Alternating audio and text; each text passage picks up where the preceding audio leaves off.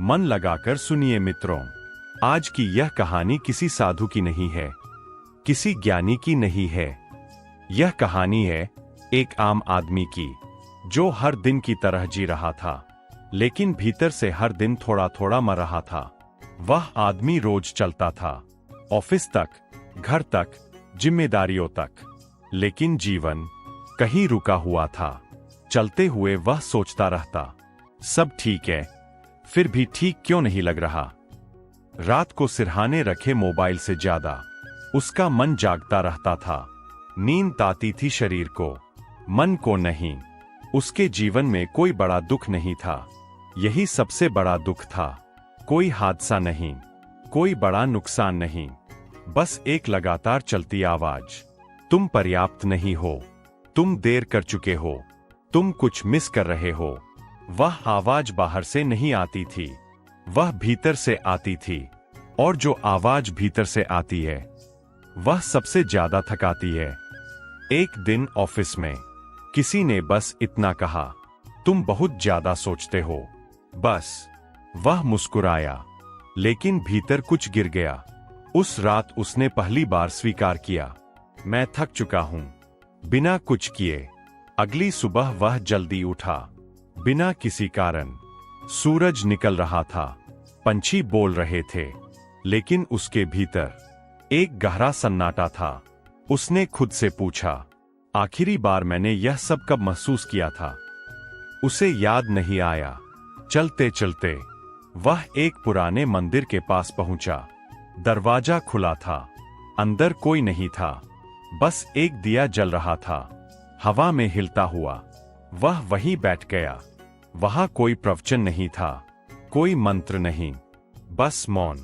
पहले 5 मिनट मन चिल्लाया, यहां क्यों बैठे हो, समय बर्बाद हो रहा है। 10 मिनट बाद मन थकने लगा।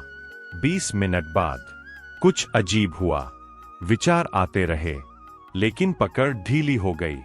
अचानक उसे एहसास हुआ, विचार तो चल रहे हैं, लेकिन वह उनमें नहीं है। पहली बार वह अपने मन को बाहर से देख रहा था, जैसे कोई नदी बह रही हो और वह किनारे खड़ा हो।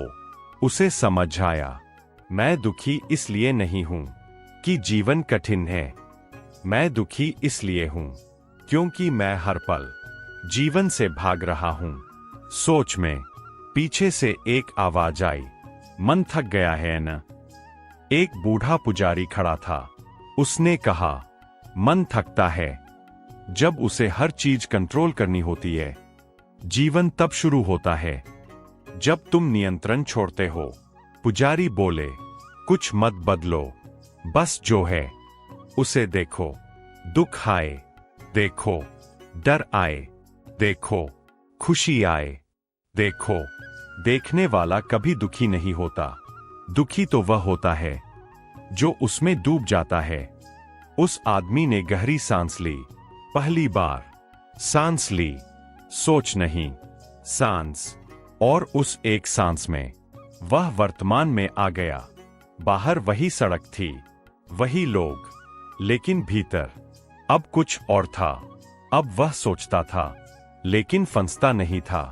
अब वह दुख महसूस करता था, लेकिन पहचान नहीं बनाता था। उसने जाना, मन को हराना नहीं होता, मन को देखा जाता है।